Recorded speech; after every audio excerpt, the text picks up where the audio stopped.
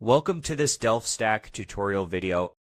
In today's tutorial, we will learn how to reply to a comment with a video on TikTok. TikTok allows you to reply to comments on your videos using short video replies, which makes interactions more engaging and personal. To start, open the TikTok app and go to the video.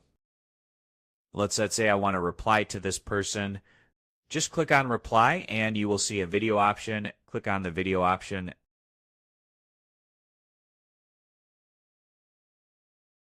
This will open the camera, or you can select a video from your gallery. Record a short video response directly addressing the comment.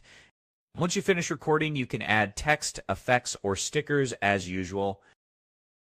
When ready, tap post and publish your video reply. You can also directly import a video from the gallery by selecting any video you want. Click next and post the video as usual, like you are posting normally. Your comment reply will now appear linked to the original comment for the user and others to see. And that's it. We just learned how to reply to a TikTok comment using a video by selecting the reply with video option and recording a short response. Thanks for watching, and don't forget to check out the next DelfStack tutorial videos.